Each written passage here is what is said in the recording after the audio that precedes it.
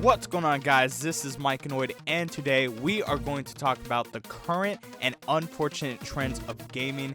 That, of course, is pricing. If you aren't aware of the situation, I would say that this has become a popular topic when Nintendo has revealed their newest hardware, the Nintendo Switch 2, and their lack of communication when it came to the pricing of the Switch 2 games and accessories. Of course, here in the States, those prices had to be adjusted due to tariffs. You have the Switch 2 console itself at $450, which is actually the more reasonable pricing in my opinion when you take into consideration that this is a powerful hybrid console. However, you have Mario Kart World being $80 and console accessories being sold at a premium. Most recently, they actually increased the prices of Joy-Con 2 controllers by themselves for $100. Even the freaking amiibo are starting to cost the same amount as a newly launched 3DS game would cost from back in the day. God damn, what's that? You waited for the Switch 2 to come out so you can snag an original Switch at a discounted price?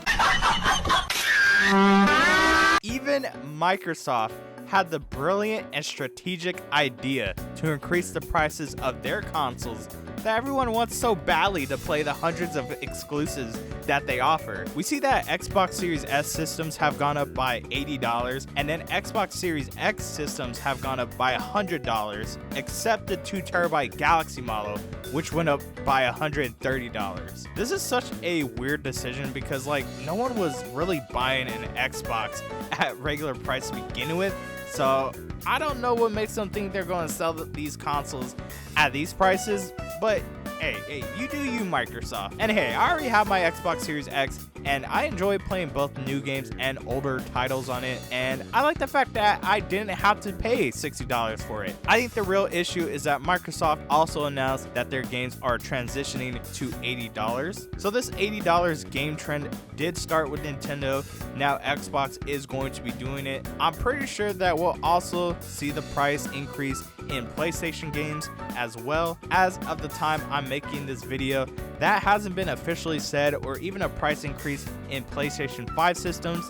But like I said, I wouldn't be surprised if Sony follows suit. And this all comes to the point of modern gaming is really expensive. And you know what? I'm kind of sick of paying up the ass for video games just to enjoy a couple of hours I have to myself in the evening. So I did a little searching on some websites, and I found myself a pretty good deal. I picked up a PS4 Pro from Obscur. I got the console, the power cord, and the HDMI cord. It didn't come with the controller, which is fine since I already have some already on hand, and I drove less than 10 minutes from my house to go pick it up. Guys, I kid you not, it was only $70.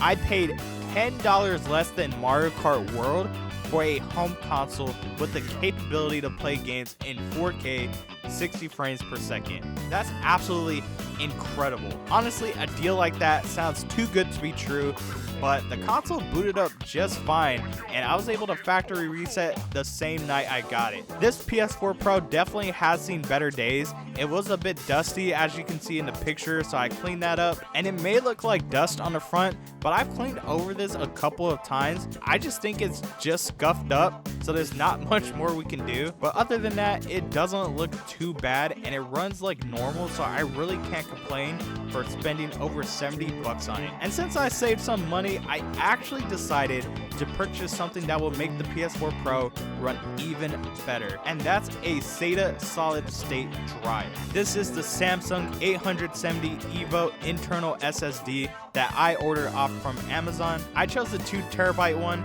and I did get it used to save $30, so this cost me about $145. It's crazy that this costs twice as much as the damn console itself. Currently, the PS4 Pro has a 1TB drive that can actually be easily swapped out with the SSD thanks to the way Sony designed the PS4 Pro. There's a cover on the back of the device that you just pop out, and you'll take a Phillips head screwdriver, unscrew this black screw here, and just like that, you can easily remove the hard drive from the PS4 Pro. So the idea here is to swap out the 1TB hard drive for something that is not only going to give us double the storage, but the ability to have faster storage and reduce load times. There was nothing saved on the PS4 Pro, so I didn't need to back up anything. However, we'll need to reinstall the PS4 system software onto the SSD, which we can use using a USB drive and placing the installation file from Sony's website. And once we boot up in safe mode and use the USB drive to reinstall the system software, we have a PS4 Pro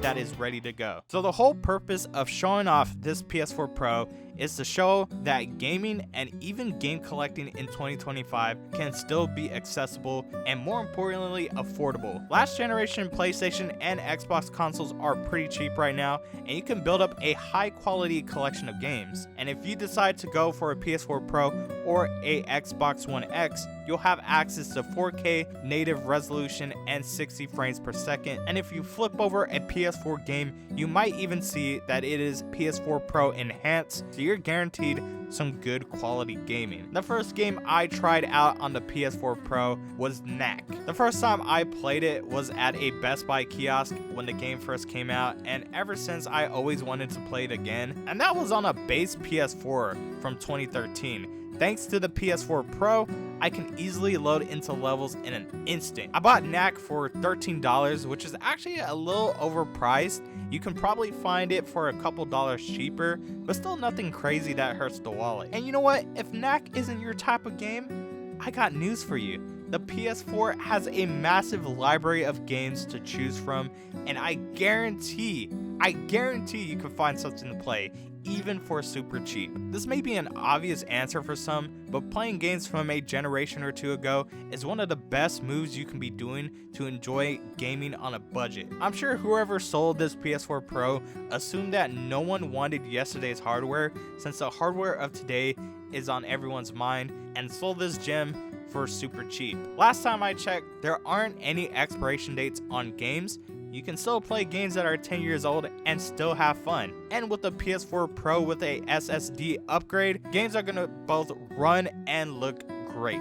I mean, just look at the detail on Knack. Well, that's going to be it for today's video. Let me know what you guys think of the PS4 Pro down in the comments below. Thank you guys for watching, and of course, I will see you guys in the next one. Take care. I forgot to mention I found a PS4 controller at a garage sale for $5. Life is good.